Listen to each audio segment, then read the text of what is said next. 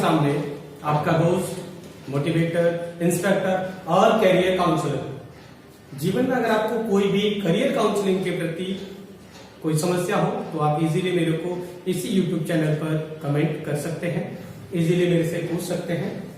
मैं आपके लिए क्योंकि रीजनिंग के बहुत सारे लाजवाब से सेक्शंस बार बार मैं अपडेट करता रहा हूं, तो आज पिछले चैप्टर्स पे जो मेरे को लाइक और कमेंट मिले हैं, कुछ स्टूडेंट्स ने मेरे को जो डिफरेंट चैप्टर्स के रिगार्डिंग जानकारी जुटाने की कोशिश करी है, तो उसी श्रृंखला में मैं आपके लिए आज डाइस चैप्टर लेके आया हूं। डाइस रीजनिंग का बेहतरीन टॉपिक है जिसको जनरली टीचर पढ़ाने से अवॉइड कर लेते हैं, क्लास में प्रॉपरली वो चीजें समझ में नहीं आती हैं और स्टूडेंट भ्रमबस पूछ भी नहीं पाता है। तो मैं आपको एक छोटी सी हिदायत दे दूं कि आप अपना एक पेन और एक डायरी लेके बैठे, जो भी इंपॉर्टेंट रूल्स आपको लगते हैं डाइस में, उन रूल्स को आप यहीं पे नोट करते जाएंगे। साथ के साथ वीडियो को आप पॉज कर देंगे, नोट कर लेंगे, फिर रिस्टार्ट कर लेंगे, वीडियो को पॉज कर लेंगे, रिस्टार्ट कर लेंगे, नोट कर लेंगे। तो ये सारा प्रोसेस आपको इसलिए करना है कि आप प्रॉपर डायरी पे इनको नोट कर सकें, और जहां पर भी प्रॉब्लम आएगी कमेंट बॉक्स में आप मेरे को कमेंट करके बता देंगे। मैं डाइस पे चर्चा कर रहा था, तो डाइस की प्रॉपर्टीज में उसकी मैंने अकॉर्डिंग टू ये इमेज डाइस की बना रखी है, जिसमें 6 फेजेस, 8 कॉर्नर्स और 12 साइड दर्शाई गई हैं। मींस फलक की बात करें तो हमारे पास फेजेस होती हैं 6, कॉर्नर्स जो होते हैं डाइस में वो 8 होते हैं और साइड्स 12 होती है। ये प्रॉपर्टीज में आता है कि एक डाइस में 6 फेजेस, 8 कॉर्नर्स एंड 12 साइड्स होती हैं, जिसमें से अगर आप पूरे एफर्ट्स लगाएंगे तो आप मैक्सिमम 3 फेजेस भी देख सकते हैं। तो एक बार में ओनली 3 फेजेस आप देख सकते हैं। अतः आपको पूरी डाइस देखने के लिए 2 बार फ्लिप कराना पड़ेगा डाइस को, तब आप उस डाइस को पूरी वैल्यू को फाइंड आउट कर सकते हो। मैंने डाइस बनाई है, उसमें मैंने 6 फेजेस को कुछ इस तरह से दर्शाया गया है कि ये वाली जो 6 फेजेस हैं, ये साइड वाली 6 फेजेस हैं, ये टॉप और ये बॉटम वाली कुल मिला के 6 फेजेस हैं। मैंने डाइस को अलग अलग छोटे छोटे सेक्शंस में डिवाइड कर रखा है, जिससे कि आपको समझने में कोई किसी भी प्रकार की कठिनाई नहीं हो सके। मैं सर्वप्रथम अध्याय से स्टार्ट करता हूं। मैंने डाइस को 3 बेसिक जोन में बांट रखा है, जिसमें से मेरा पहला जोन, दूसरा जोन और तीसरा मैं एक स्पेशल जोन स्टार्ट करूंगा, जिसका मैं समावेश अगले लेक्चर्स में करूंगा, क्योंकि मैं ज्यादा आपको एक साथ नहीं देना चाहता, जिससे कि आपके माइंड में कुछ कंफ्यूजन्स आए। तो डाइस की जो प्रॉपर्टीज होती है, उसमें नंबर्स का जो अरेंजमेंट होता है, उसके अकॉर्डिंग वाली जो बात है उसको मैं आगे कवर करूंगा। उससे पहले डाइस के जो जनरली परसों एग्जाम हो रही है, तो वो एग्जामिनेशन में आप इजिली क्वेश्चन कर पाए, तो मैं सीधा आपको क्वेश्चन पे लिए चलता हूं। उसके लिए मैंने आपको 2 सॉलिड रूल्स बताए हैं। वो सॉलिड रूल्स आपको ऑलवेज फॉलो करने हैं और डाइस के क्वेश्चंस आप इजीली निकाल पाएंगे। मैंने पहला रूल बताया, जब एक फलक समान हो, डाइस की 2 या अधिक स्थितियों में, डाइस की 2 या मोर देन 2 स्थिति में जब एक फलक समान होती है, तो समान फलक से क्लॉकवाइज घुमाकर हम अपना आंसर्स ज्ञात कर सकते हैं। क्लॉकवाइज घुमाएं या एंटी क्लॉकवाइज घुमाएं, ये आपके ऊपर निर्भर करता है, बट आपको घुमाना समान फलक से है। समान फलक से आप डाइस को घुमाएंगे। तो प्रश्न कैसे निकालने हैं, उसके लिए मैं आपको एक छोटा सा उदाहरण समझाता हूं। ये डाइस आपके सामने दर्शाई गई हैं, इसमें कुछ इस तरह की संख्या दर्शाई गई हैं, जिनके आधार पे आपको इन डाइस के सारे पेजेस का पता लगाना है। इसमें आपको 2 डाइस में 4, 6, 3, 2, 5 नंबर दर्शाए गए हैं। मीन्स टू से कि इसमें कोई एक नंबर ऐसा है जो हिडन फॉर्मेट में है, अर्थात छुपा है, जो दिखाई नहीं दे रहा। अगर हम किसी डाइस को थोड़ा सा रोटेट करा सकते हैं तो वो लास्ट वाला नंबर जो इसमें नहीं दिख रहा, हिडन है, वो इजीली दिख जाएगा। मैं आपको फिर से लिए चलता हूं। जब एक फलक समान हो तब आपको क्या काम करना है। एक फलक जब समान होती है, तो मैंने कहा समान वाली फलक से क्लॉकवाइज घुमाना है, तो इन दोनों डाइस में आप देख पा रहे होंगे बड़ा बारीकी से कि ये वाला जो 3 है वो कॉमन फेज है। कॉमन फेज इसमें 3 दर्शाया गया है। इसी 3 से आप नंबर्स को क्लॉकवाइज रोटेट करेंगे, तो क्लॉकवाइज रोटेट करेंगे तो आप उसको स्टार्ट करेंगे 3 से लिखना। पहले 3 लिखेंगे, फिर क्लॉकवाइज चलेंगे तो 6 पोजीशन आएगी, 6 के बाद आपको 4 नोट करना है। मैंने ये बात आपको बार बार समझा रहा हूं कि अगर एक फलक समान होती है तो आपको समान वाली फलक से क्लॉकवाइज रोटेट कराना है। अब इस वाले डाइस में जो 3 कॉमन था उसको इस 3 के सामने आपको नोट कर लेना है। 3 के बाद 5 का टर्न आना है और 5 के बाद 2 का टर्न आना है।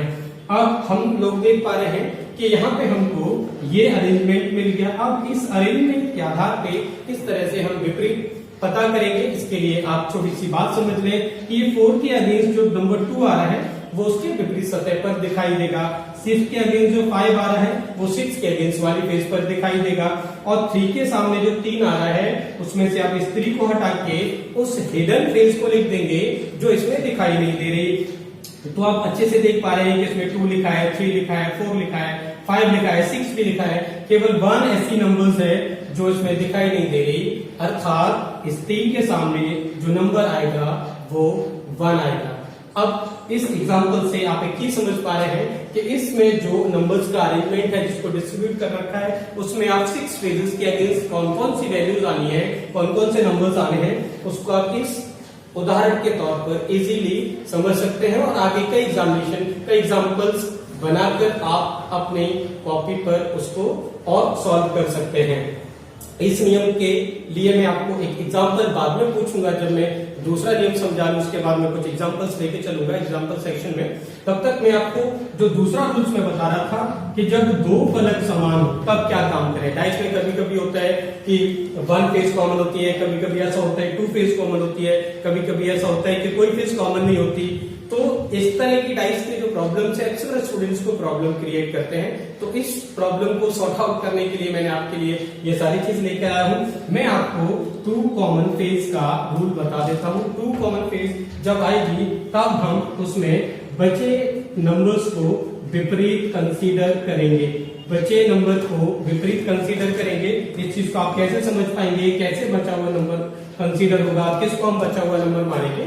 उसके लिए आप इन 2 डाइस में नंबर्स के अरेंजमेंट को कुछ इस तरह से मैं आपके सामने लिख दे रहा हूं। उसमें क्या है, इसमें मैंने नंबर्स को कुछ को लिख दिया है। इसमें 3 दिख रहा है, 1 दिख रहा है, 4 दिख रहा है, 5 दिख रहा है। इसमें अगर कोई नंबर नहीं दिख रहा तो 6 नहीं दिख रहा, 2 नहीं दिख रहा। मीन्स आपको एक एग्जांपल के तौर पे समझा सकता हूं। मैं यहाँ पे कुछ नंबर्स लिख दे रहा हूं। उन नंबर्स के बिहाफ पे मैं आपको कुछ चीजें कैसे 2 फेज कॉमन होगी, कैसे बच्चे विपरीत होंगे, इस बात पे चर्चा करके ही आपको मैं समझा पाऊंगा। तो यहाँ ध्यान देंगे डियर स्टूडेंट्स कि इस वाली और इस वाली 2 डाइस में आपको ये 3 और 6 2 कॉमन फेज हैं। 3 और 6 2 कॉमन फेजेस हैं। अब आप यहाँ पे देख पा रहे होंगे कि आपको इस वाली डाइस में 4 कटने से बच गया, इस वाली डाइस में 5 कटने से बच गया। तो जो 4 के अगेंस्ट वाला नंबर्स है वो 5 होगा, 4 के अगेंस्ट 5 होगा। हमने 2 वैल्यू फाइंड आउट कर ली, 4 के अगेंस्ट 5 होगा, 5 के अगेंस्ट 4 होगा। इसी चीज को आगे मैं आपको थोड़ा सा और बता दूं। बाकी अगर 3 और 6 के अगेंस्ट पूछता है, विपरीत पूछता है, तो आप इसका answer always can not determine लगाएंगे। कैन नॉट डिटरमाइन अर्थात ज्ञात नहीं कर सकते। 3 और 6 के अगेंस्ट जो आंसर आएगा वो आएगा ज्ञात नहीं कर सकते। लेकिन फिर भी कुछ ऐसी स्थिति आती है जहां प्रोबेबिलिटी वाले केसेस को पूछा जाता है कि 3 या 6 के अगेंस्ट कौन सी नंबर्स आएगी। तो इसमें जो 2 फेजेस हिडन है, हिडन इन द सेंस आप इसमें 1 नहीं देख पा रहे होंगे, आप इसमें 2 नहीं देख पा रहे होंगे। तो जो 3 के अगेंस्ट है नंबर्स वो 1 या 2 आएगा, ऐसे 6 के अगेंस्ट 1 या 2 आएगा। मेरा कहने का तात्पर्य है कि इसमें से जो 2 हिडन फेजेस थी, 2 चुकी हुई फलक थी, वो इस 3 और 6 के अगेंस्ट आने की संभावना है और वो इन दोनों डाइस के अकॉर्डिंग 1 और 2 फेजेस थी। तो मैंने आपको डियर फ्रेंड्स कि दो रूल्स आपके सामने बताए कि पहला रूल्स ये, जब वन फेज कॉमन हो, ये वन फेज कॉमन का रूल था जिसमें मैंने कहा था क्लॉकवाइज घुमा दे। एक बार ब्रीफली समरी दे दूं, मैंने कहा था क्लॉकवाइज घुमा दे, वन कॉमन फेज मैंने कहा क्लॉकवाइज घुमा दे, वन कॉमन फेज मैंने कहा क्लॉकवाइज घुमा दे। अब टू फेज कॉमन के केस में मैंने कहा था बच्चे विपरीत कर ले, बच्चे विपरीत इन द सेंस, अब यहाँ बच्चे विपरीत एक कीवर्ड टाइप का लगता है कि पता नहीं क्या हो गया बच्चे विपरीत, तो उसमें मैंने आपको यहाँ एक एग्जांपल सेट करके बताया कि बच्चे विपरीत कैसे आपको चेक करने हैं। तो ये दो रूल्स थे और तीसरे रूल्स को मैं आपके सामने फिर अगली क्लास में चर्चा करूंगा, और साथ ही साथ मैं अभी आपको कुछ एग्जांपल्स लेके बता देता हूं कि आगे के एग्जांपल्स में यदि नंबर नहीं हो तो आपको उन एग्जांपल्स को कैसे सॉल्व करना है। अगर कलर्स के नाम लिखे हो, अल्फाबेट्स लिखे हो, तो उन क्वेश्चंस को आप कैसे सॉल्व करेंगे। डियर फ्रेंड्स, आपको बस वही चीज याद रखनी है, कौन सी चीज याद रखनी है कि वन कॉमन फेज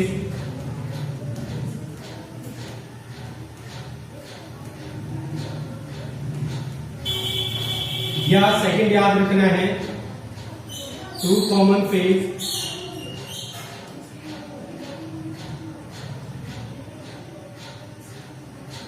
ये दो रूल्स मैंने आपको बताए। अब अगर नंबर्स नहीं आते, नंबर्स के अलावा कोई और चीज आ जाती है, कलर लिख देते हैं, कोई सिंबल लिख देते हैं, कोई अल्फाबेट्स लिख देते हैं, तो उन क्वेश्चन को कैसे सॉल्व करेंगे।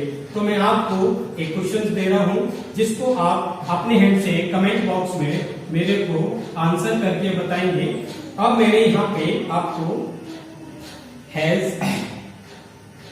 डॉलर और परसेंट वाले सिंबल्स लिख दिए, ऐसे परसेंट, स्टार, रुपीज वाले सिंबल्स लिख दिए। अब मैं आपसे ये जानकारी चाहता हूं कि इस वाली डाइस में आपको वन कॉमन फेज बोले तो ओसीपी या टू कॉमन फेज बोले तो टीसीपी, कौन सा फॉर्मूला, कौन सा रूल्स, कौन सा नियम यूज करना है। तो साफ साफ सी चीज आप देख पा रहे हैं कि दोनों डाइस में आपको परसेंट कॉमन दिख रहा है, इट मींस कि परसेंट के बिहाफ पे आपको क्वेश्चन सॉल्व करना है। तो वही क्लॉकवाइज वाली व्यवस्था, मैंने कहा वन कॉमन फेज होगी, आप क्लॉकवाइज घुमा देंगे, टू कॉमन फेजेस होगा, आप बच्चे विपरीत कर देंगे, क्लॉकवाइज घुमाएंगे। तो मैंने कहा था क्लॉकवाइज जब घुमाते हैं तो कॉमन फेज से घुमाते हैं डियर, कॉमन फेज इन दोनों में क्या है, परसेंट कॉमन फेज है। परसेंट से मैं इसको क्लॉकवाइज घुमा रहा हूं, percent, has, dollar, percent, rupees, star.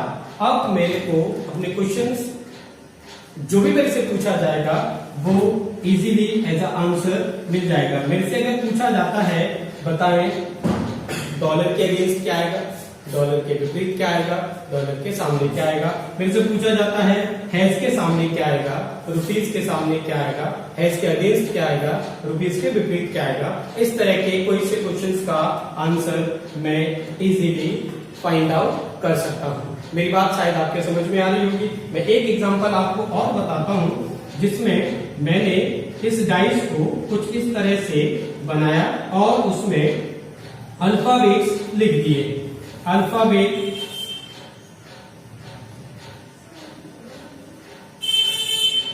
इसमें आप देख पा रहे हैं कि ए दो जगह कॉमन है, वही फिर से one common phase in the sense clockwise rotate करा दे इन द सेंस कि ए के मैं स्टार्ट करता हूं, ए से लिखना, ए सी बी, ए के अगेंस्ट हम लोग ए लिख लेंगे, फिर उसके बाद टर्न कर लेंगे, ई लिख देंगे, उसके बाद टर्न कर लेंगे, डी लिख देंगे। अब आप एबीसीडी में चूंकि मैंने ये कहा था यहाँ जो नंबर्स लिखे हैं वो ए से लेके एफ तक नंबर्स के प्लेस पे लेटर्स लिखे हैं। अब हम यहाँ एक चीज कर सकते हैं कि ये जो वन ए कॉमन फेज है, वन कॉमन फेज ए है, उसके प्लेस पे जो नंबर्स मेरे को आना चाहिए, नंबर्स के केस में तो 6 लिख देते, बट यहाँ पे लेटर के केस में एफ चूंकि हिडन फेज है तो ए के अगेंस्ट पर एफ आ जाएगा। दो क्वेश्चन से मैंने आपको वन कॉमन फेज का रूल्स बड़ी एक्सप्लेन कर दिया। इसी के ध्यान से इसी तरह मैं आपको एक टू कॉमन फेज का रूल्स आपको बता रहा हूं। आपको बस बारीकी से बड़े ध्यान से वीडियो को देखना है और आप बहुत अच्छे से ध्यान से वीडियो देख रहे हैं, ऐसा कमेंट बॉक्स से मेरे को पता चल रहा है। मैंने यहाँ पर दो डाइस बनाए और दो डाइस में मैंने कुछ नंबर्स को इस तरह से लिख दिया, जिन नंबर्स के आधार पे मेरे को आंसर फाइंड आउट करने हैं। अब इस वाले क्वेश्चंस में मेरे को एक चीज दिखाई दे रही है कि 3, 3, 5, 5 दो phase common, TCP two phase common वाले रूल्स क्या हुआ अगेंस्ट ये 4 और 6 दो वैल्यू अलग अलग बची। इट मींस इज दैट इस वाले में 4 बचा, इस वाले में 6 बचा, 4 और इस साइड वाला 6 एक दूसरे के अगेंस्ट कंसीडर होगा। मैंने आपको कहा था कि दो साइड ये आपने दो फेजेस काटने के बाद इधर जो 4 और इधर 6 बचा वो एक दूसरे के अगेंस्ट होगा। फिर भी कभी कभी ऐसा पूछ ले डियर फ्रेंड्स, फिर भी ऐसा कभी कभी पूछ ले कि 3 के अगेंस्ट बताएं, 5 के अगेंस्ट बताएं, तो आपको मैंने पहले बताया था कि आपका आंसर इजीली हो जाएगा।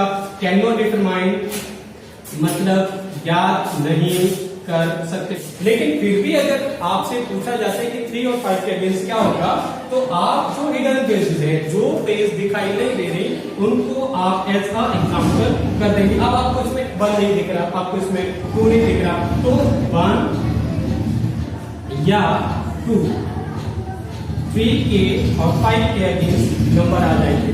डियर फ्रेंड्स, ये दो rules, one common phase, two common phase वाले मैंने आज आपको एक्सप्लेन कर दिए हैं। और इनका एक अगला सेक्शन मैं एज अ प्रैक्टिस सेक्शन आपके सामने फिर लेकर आऊंगा।